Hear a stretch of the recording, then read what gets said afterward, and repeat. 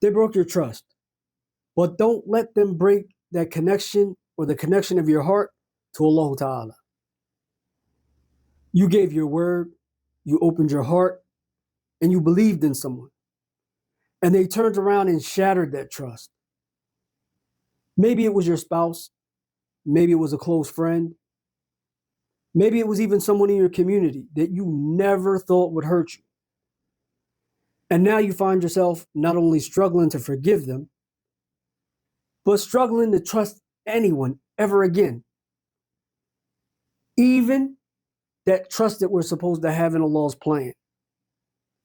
But by the end of this video, inshallah ta'ala, you'll know how to separate human failure from divine wisdom, how to heal that spiritual wound, and how to rebuild your faith, not in people, but in the one who never betrays.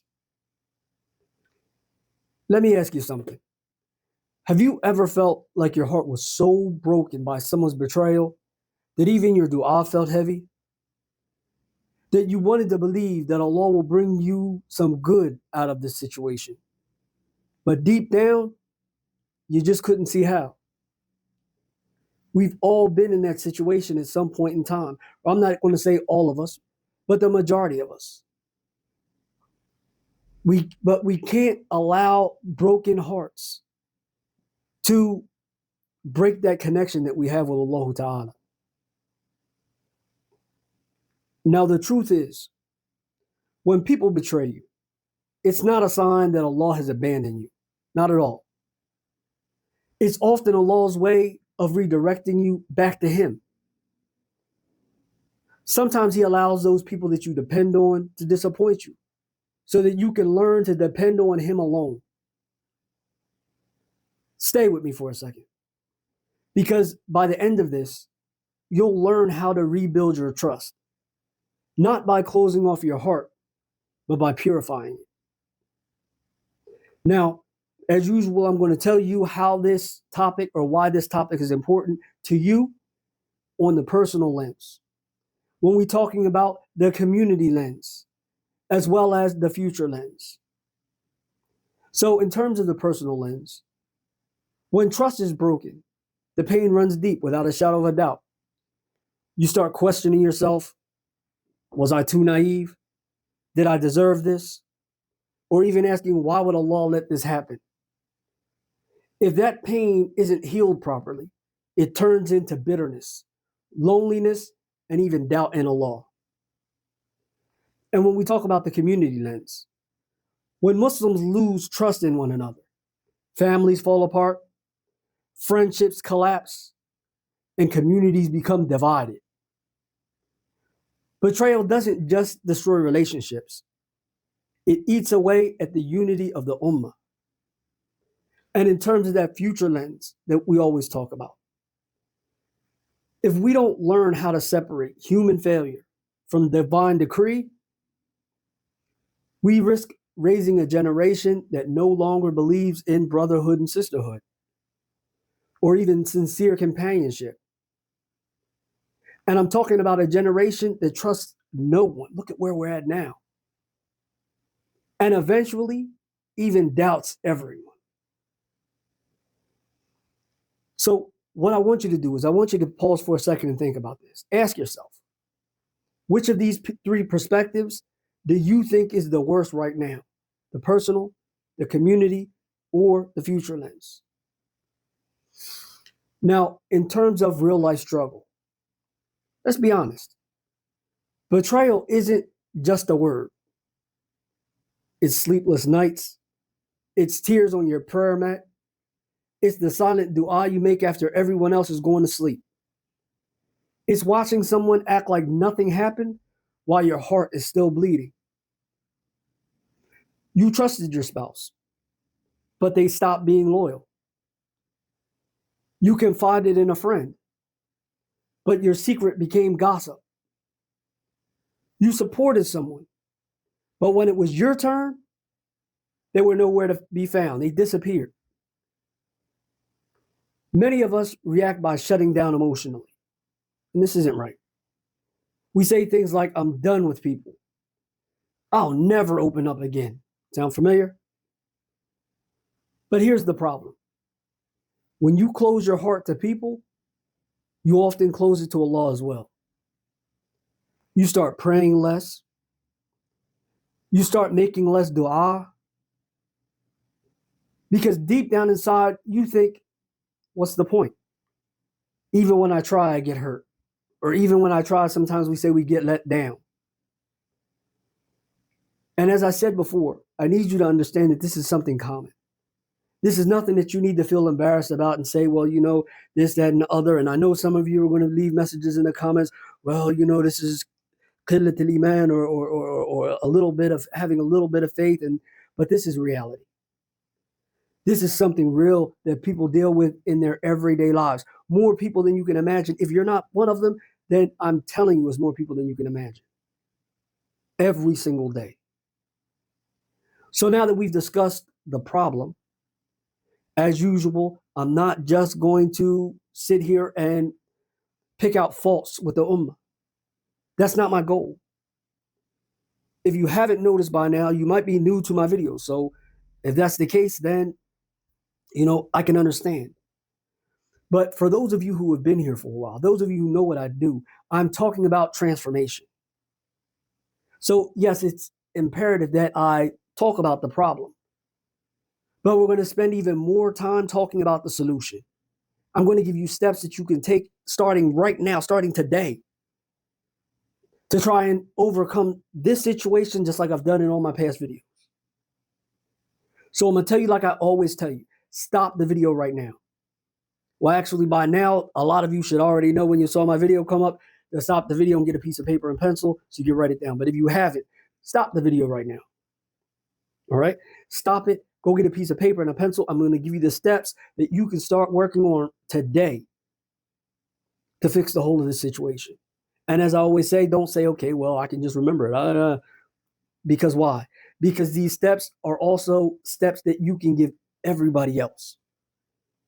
When people come to you and they're going through this, you can go back to your notebook and say, okay, well, listen, let me open. All right, well, listen, this is how we get over this. Step 1, step 2, step 3, step 4, like to the end. You understand? So it's important you get these down and you get them down correctly. All right? So let's start talking about the practical solution. So how do we rebuild our faith after betrayal? What I'm going to do now is, as I just said a second ago, we're going to go step by step. Step 1, acknowledge the pain. Don't just suppress it. You can't heal what you refuse to feel. The Prophet ﷺ said, verily, patience is at the first strike of calamity. And I think that's pretty clear. I'm sure you all have heard this hadith before. If not, let me know in the comments. I'll explain it. But that means patience begins with honesty, not with denial. Say to yourself, yes, I was wrong. And yes, it hurts. This isn't weakness. It's the first step towards gaining strength. And step 2, detach the act from the decree. It's important. People make choices. Allah allows outcomes. The betrayal was their sin, but the occurrence was by Allah's qadr. Think about that. And since his decree is always full of wisdom, there's a hidden mercy in what happened.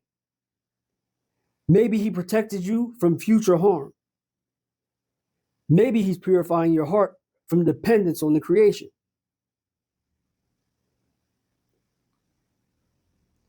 Remember the verse where Allah Ta'ala, he says, it may be that you dislike something while it's good for you, and it may be that you love something while it's bad for you. Then what does he say? He says, Allah knows and you know not. So now we're going to step 3. Learn from the lessons without losing faith in people altogether. You have to understand that not everyone is a betrayer. Don't punish the innocent individuals for the sins of the guilty. The Prophet ﷺ himself, he was betrayed multiple times by his own tribesmen, by hypocrites, and by those whom he once trusted. Yet he never gave up on people. And why didn't he give up on them? Because his faith wasn't in them, it was with Allah. Step 4, rebuild your relationship with Allah first and foremost. Before you can trust people again, you have to rebuild that trust that you have in Allah. Spend quiet time in dua, even if your voice is trembling. Make salah in your emotional safe space. Pour your heart out, not to your phone, not to social media, but to the one who never exposes your secrets. Remember, Allah never betrays. Every disappointment is a sign to return to Him. Every heartbreak is a call to seek His love over the love of the creation. And step 5, practice forgiveness. And how?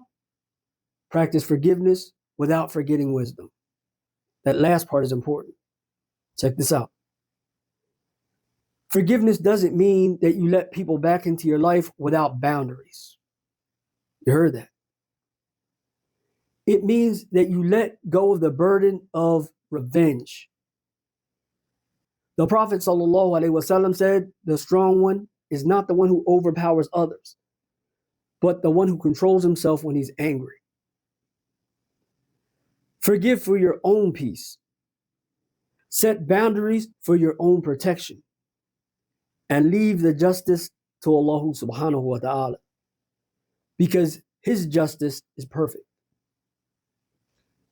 And step 6, reconnect with the Ummah slowly but intentionally. Isolation might feel safe, but it's spiritually dangerous, very dangerous. Join a study circle, volunteer, or reconnect with trustworthy believers. Surround yourself with those people who remind you of Allah.